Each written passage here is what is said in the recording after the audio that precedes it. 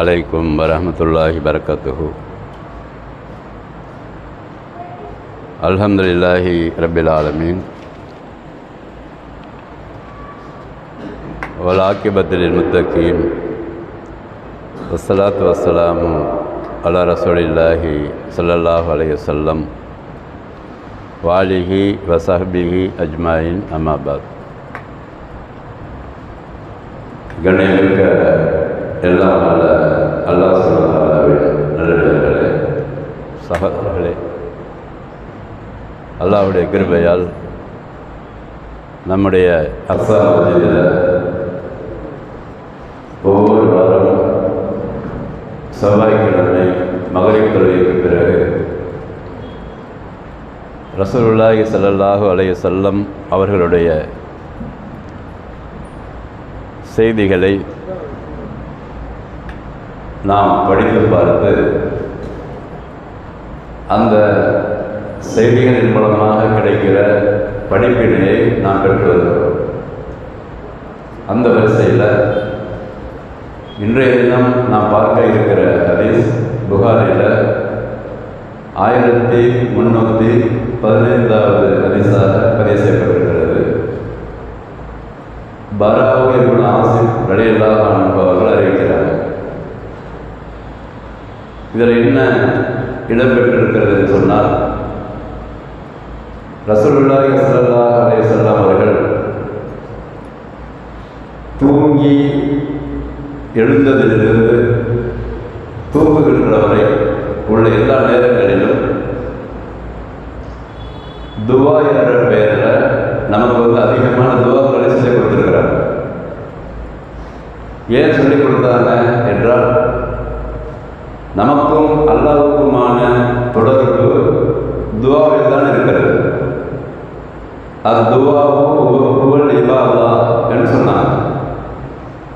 துவா தான் இபாதத் என்று சொன்னாங்க. இந்த துவாக்களில் மிக முக்கியமாக இரவு படுப்பதற்கு முன்பாக நாம் செய்ய வேண்டிய துவாவை சொல்லிக் கொடுத்திருக்கிறாங்க. அந்த வாசக அமைப்பை நாம் மனப்பாடம் செய்துவிட்டு அதில் உள்ள கருத்துக்களையும் தெரிந்து கொண்டோம் என்று சொன்னால், இவ்வளவு பெரிய விஷயத்தை ரசூல் ஸல்லல்லாஹு அலைஹி வஸல்லம் அவர்கள் சொல்லியிருக்கிறார்கள் என்று ஒரு ஆச்சரியம் ஏற்படும். எப்படி சொல்கிறாங்க? படுக்க செல்வதற்கு முன்பாக வலது கையை தன் வலது கன்னத்தில் வைத்துக்கொண்டு அவங்க படுக்க ஆரம்பிச்சிருவாங்க. எப்படி இருக்கு ஹதீஸ்ன்னு சொன்னாக்கா, கான ரசூலுல்லாஹி ஸல்லல்லாஹு அலைஹி வஸல்லம் இதா அவா இலல் ஃபிராஷிஹி நாம அலா சிக்கத்தில் ஐமணி, வலது பக்கமாக கையை வைத்துக்கொண்டு அப்படி படுக்க ஆரம்பிச்சிருவாங்க. படுக்க ஆரம்பித்த பிறகு அவங்க சொல்லுவாங்க முதல் வார்த்தையாக, அல்லாஹும்ம அஸ்லம்து நஃப்ஸி இலைக், யா அல்லாஹ், நான் உனக்கு இன்றைய நாள் முழுதுமே அடிபணிந்து வாழ்ந்தேன். காலையிலேருந்து நைட்டு தூங்க போகிற வரைக்கும் நான் உனக்கு அடிபணிந்து வாழ்ந்தேன். இப்போ வஜ்ஜஹத்து வஜ்ஹி இலை, என்னுடைய முகத்தை முன்பக்கமே திருப்பி விட்டேன். இப்போ ஃபவ்வல்து அம்ரி இலை, என்னுடைய காரியங்கள் எல்லாவற்றையும் உன்னிடத்திலே ஒப்படைத்து விட்டேன்.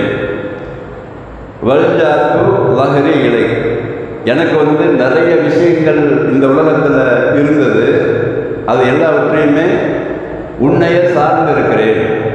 எனக்கு அந்த பிரச்சனைகளை என்னால் தீர்க்க முடியாது, அதனால் எனக்கு ஏற்படுகிற எல்லா பிரச்சனைகளையும் உன்னையே சார்ந்து நான் வாழ்கிறேன்.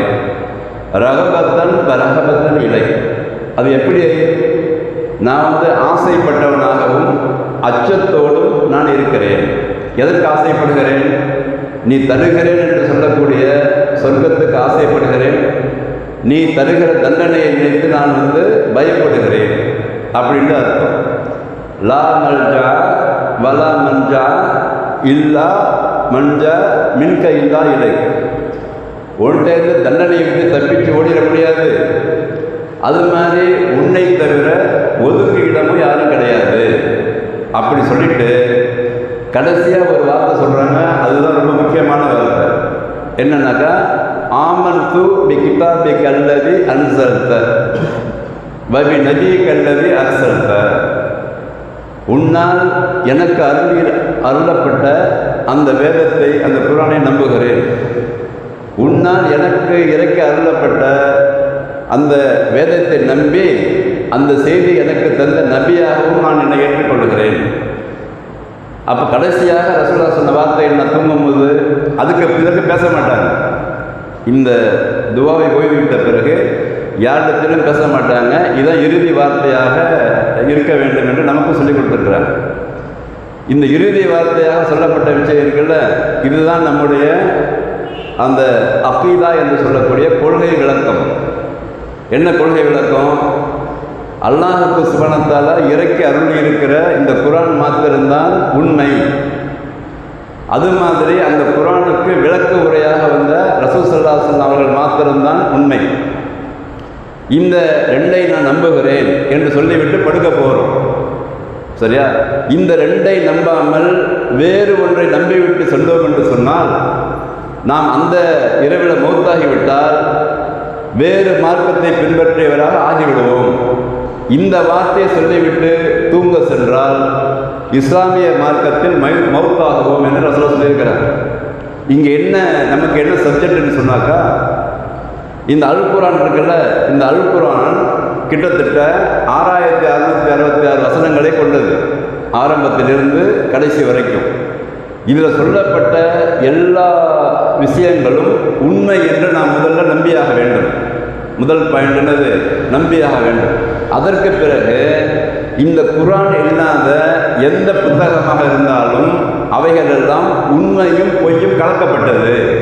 இதையும் நம்ப ஃபஸ்ட்டு நம்ப வேண்டியது அல் குர்ஆன் மாத்திரம்தான் எந்த விதமான பொய்யும் கலக்காத அல்லாஹ்வால் இறக்கப்பட்ட புத்தகம்.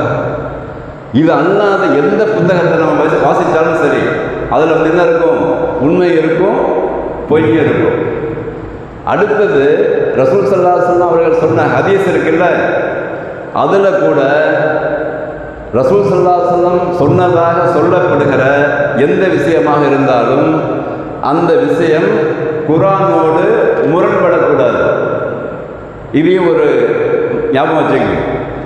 ரசூல் ஸல்லல்லாஹு அலைஹி வஸல்லம் அவர்கள் சொன்னதாக எவ்வளவு பெரிய புத்தகத்தில் பதிவு செய்யப்பட்டிருந்தாலும், அந்த புத்தகத்துடைய அதை வந்து தயாரிப்பதற்காக பெரிய அறிஞர்கள் பாடுபட்டிருந்தாலும், அந்த ரசூல் ஸல்லல்லாஹு அலைஹி வஸல்லம் சொன்னதாக சொல்லப்படுகிற விஷயம் குர்ஆனுக்கு ஒருபோதும் முரண்படக்கூடாது. ஏன் முரண்படக்கூடாது? ரசூலுல்லாஹி ஸல்லல்லாஹு அலைஹி வஸல்லம் அவர்கள் ஒருபோதும் குர்ஆனுக்கு மாற்றமாக பேசியிருக்க மாட்டார்கள். ஏனென்று சொன்னால் 23 ஆண்டு காலங்கள், 40 வயதிலிருந்து 63 வயது வரை அல்லாஹ்விடமிருந்து பெற்ற வஹி ஒன்று, இன்னொன்று உள்ளத்தில் அவர்கள் நினைத்தது. இதுவும் வஹி தான். அப்படி அல்லாஹ்விடத்தில் டைரக்டாக தொடர்பு இருந்த காரணத்தினால ரசூல் ஸல்லல்லாஹு அலைஹி வஸல்லம் ஒருபோதும் குர்ஆனுக்கு மாற்றமாக எந்த விஷயத்தையும் சொல்ல மாட்டார்கள். அப்படி ரசூல் ஸல்லல்லாஹு அலைஹி வஸல்லம் அவர்கள் சொன்னதாக யாராவது பதிவு செய்திருந்தால், அது எவ்வளவு பெரிய அறிஞராக இருந்தாலும் சரி, அது மதீனாவில் படித்தாலும் சரி, மக்காவில் படித்தாலும் சரி, 1000 ஆண்டு காலங்கள் மார்க்கத்திற்காக உழைத்தார் என்றாலும் சரி, அவர் வரலாறுல வந்து எவ்வளோ பெரிய புகழ்பெற்ற அறிஞராக இருந்தாலும் சரி, ரசூல் ஸல்லல்லாஹு அலைஹி வஸல்லம் அவர்கள் சொன்னதாக அவர் பதிவு செய்திருந்தால் நமக்கு அளவுகோல் என்ன? அல்லாஹ் சுப்ஹானஹு வ தஆலா இந்த விஷயத்தை குர்ஆனில் சொல்லியிருக்கிறானா, அவ்வளோதான். இந்த அறிஞர் சொல்லிவிட்டார் என்பதற்காக அவருக்கு சப்போர்ட் பண்ணிட்டு குர்ஆனுக்கு மாற்றமான கருத்துக்களை ஏதாவது இன்னொரு கருத்தை சொல்லி சொல்லி சொல்லி அட்ஜஸ்ட்மெண்ட்லாம் பண்ணக்கூடாது. டைரெக்டாக தான், டைரக்ட் அல்லாஹ்வுடைய குர்ஆன் மாத்திரம்தான் உண்மை. ரசூல் ஸல்லல்லாஹு அலைஹி வஸல்லம் வழிமுறை மாத்திரம்தான் உண்மை. ரசூல் ஸல்லல்லாஹு அலைஹி வஸல்லம் சொன்னதாக யாராவது பொய்யாகவோ இட்டுக்கட்டியோ சொல்லியிருந்தால் அதை தூக்கி எறிந்துவிட வேண்டியதுதான். அதில் வந்து எந்த தயவுதாட்சனும் கிடையாது, எந்த தயவுதாட்சனும் பார்க்கக்கூடாது. அதுக்காகத்தான் கடைசி வார்த்தையாக ரசூல் சொன்னாங்க, நீ இறக்கி அருள் இருக்கிற குர்ஆனை நம்புகிறேன், அது மாதிரி எனக்கு நீ தந்த விஷயத்தை நம்புகிறேன், நான் நபி என்பதை ஒத்துக்கொள்கிறேன் என்று சொல்லிவிட்டு இந்த வார்த்தையை கடைசி வார்த்தையாக நாமும் சொல்ல வேண்டும் என்று சொல்லியிருக்கிறார்கள். அதனால் இந்த 6315வது புகாரில் இருக்கக்கூடிய 6315 இந்த வாசகத்தை நம்ம என்ன செய்யணும், மனப்பாடம் பண்ணிக்கொள்ள வேண்டும். மனப்பாடம் பண்ணிக்கொண்டு தூங்குவதற்கு முன்பாக கடைசி வார்த்தையாக இந்த வார்த்தை இருக்க வேண்டும். எந்த வார்த்தை? ரசூல் ஸல்லல்லாஹு அலைஹி வஸல்லம் எந்த வார்த்தையை சொன்னார்களோ அந்த வார்த்தையை நாம் சொல்லிவிட்டு படுக்க வேண்டும். ஒருவேளை அரபி தெரியல ஒரு பேச்சுக்கு, சில பேருக்கு அரபி தெரியல இல்லையா, அரபி தெரியவில்லை என்று சொன்னாலும், யா அல்லாஹ் நீ இறக்கிய அல் குர்ஆனை நம்புகிறேன், உன்னுடைய தூதர் நபி ஸல்லல்லாஹு அலைஹி வஸல்லம் அவர்களை மாத்திரம் பின்பற்றுவேன் என்று சொல்லிவிட்டு தற்காலத்திற்கு உறங்க ஆரம்பித்து விடுங்கள். உங்களுக்கு வாய்ப்பு இருக்குமானால் இந்த வாசகத்தை மனப்பாடம் செய்து கடைசியில் ஒழு செய்துவிட்டு உறங்க செல்வதை ஒழு செய்துவிட்டு சில சூறாக்களை ஓதிவிட்டு, அதுக்கெல்லாம் ஹதீஸ் இருக்கிறத முன்னாடி பார்ப்போம் இன்ஷா அல்லாஹ். ஃபாத்திஹா சூரா, குல் ஹுவல்லாஹு அஹத் சூரா, குல் அஊது பிறப்பில் ஃபலக், குல் அஊது பிறப்பின் நாஸ், ஆயத்துல் குர்சி, சில திக்ருகள், இதெல்லாம் ரசூலுல்லாஹ் செஞ்சதாக ஆதரவு பிரமண செய்திகள்லாம் இருக்கிறது. அதையெல்லாம் ஓதிவிட்டு இறுதியாக இந்த துவாவை ஓதிவிட்டு நான் படுக்க செல்ல வேண்டும். அதற்கு பிறகு எந்த பேச்சையும் பேசக்கூடாது. வலது கன்னத்தில் வலது கையை வைத்து கிப்லாவை நோக்கி படுக்க வேண்டும். காலை எழுந்தவுடன் சொல்லக்கூடிய துவாக்கள்லாம் வருகிறது இன்ஷா அல்லாஹ். அதையெல்லாம் நாம் அடுத்தடுத்த வகுப்புகளில் பார்ப்போம். அப்போ ரசூல் ஸல்லல்லாஹு அலைஹி வஸல்லம் சொல்லிக் கொடுத்த துவாக்களில் இறுதியாக தூங்குவதற்கு முன்பாக சொன்ன இந்த துவாவை மனப்பாடம் செய்து அதனுடைய கருத்தை விளங்கி செயல்படக்கூடிய பாக்கியத்தை வல்ல ரஹ்மான் நம் அனைவருக்கும் தந்து அருள்வானாக. வாஹிரு தாவானா அல்ஹம்துலில்லாஹி ரப்பில் ஆலமீன். அஸ்ஸலாமு அலைக்கும் வரஹ்மத்துல்லாஹி வபரகாத்துஹு. சுப்ஹானக்கல்லாஹும்ம வபிஹம்திக அஷ்ஹது அல்லா இலாஹா இல்லா அன்த அஸ்தக்ஃபிருக.